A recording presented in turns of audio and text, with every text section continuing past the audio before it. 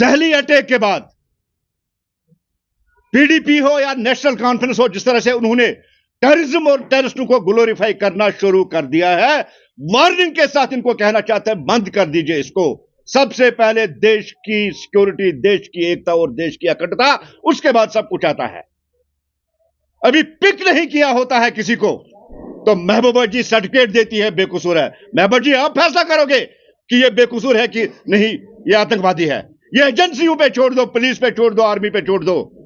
पूरी इन्वेस्टिगेशन के बाद जिसको पिक किया जाता है विद प्रूफ, विद सबूत, और आपके सामने टेरर नेटवर्क सामने है। जिस तरह से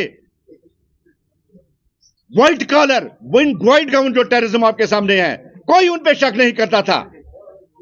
जिन लोगों को धरती का भगवान कहा जाता था, जो जान बचाने के लिए उनको माना जाता था, आज वही लोग देश में लोगों की जान लेने पे तुले हुए हैं। उनके साथ क्या सलूक होना चाहिए, ये महबूबा जी से पूछ के हम करेंगे। ये देश की सिक्योरिटी, देश की पुलिस, देश की एजेंसियां महबूबा जी से पूछ के करेगी? नहीं, महबूबा जी यहां प्रो पाकिस्तानी और प्रो टेररिज्म एजेंडा चलने वाला नहीं है। आप इन्वेस्टिगेशन में बाधाएं डालने की कोशिश मत कीजिए, पुलिस को अपनी काम करने दीजिए। और फारूक साहब क्या कह रहे हैं, यहां नवगाम ब्लास्ट हो रहा है और फारूक साहब स्टेटहुड मांग रहे हैं। फारूक साहब, स्टेटहुड की पहले कमिटमेंट है, लेकिन ऐसे जो इंसिडेंट्स है इनसे स्टेटहुड मिलने वाला नहीं है।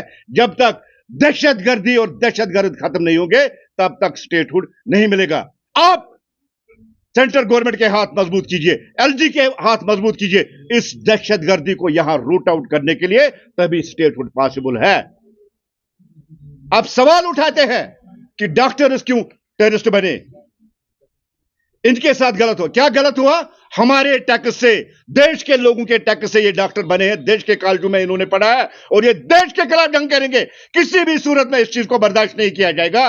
डॉक्टर फारूक साहब, गए वो दिन, ये मोदी जी वाला भारत है। हम घुस के अंदर मारना भी जानते हैं और हम दहशतगर्दों को मिटाना भी जानते हैं और मिटा के रहेंगे, चाहे वो टेरर इन व्हाइट हो चाहे टेरर इन ब्लैक। जिस तरह से मियां वो कहूं, हम मिटाना जानते हैं दहशतगर्दों को और संकल्प लेके रखा हमने, हम दहशतगर्दी को जम्मू कश्मीर और देश की सारी जमीन से रूट आउट करेंगे।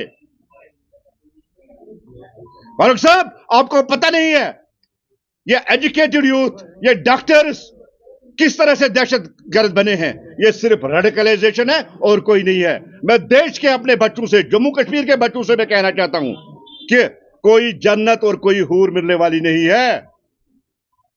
ये जन्नत और हूर का नहीं, जन्नत मिलती है अपने देश, अपने मुल्क की खिदमत करना, अपने मां बाप की खिदमत करना, तब आपको हूर भी मिलेगी और जन्नत मिलेगी। जो ये 72 हुरों का सपना आपको दिखा रहे, सॉरी अनपार्लियामेंट्री लैंग्वेज यूज कर रहा हूं, आप हाफिज सईद जैसे दहशतगर्द और अजहर मसूद जैसे दहशतगर्द से पूछिए, एक हूर को झेलने के लिए 10-10 डॉक्टर और हकीमों को आपको अप्रोच करना पड़ता है।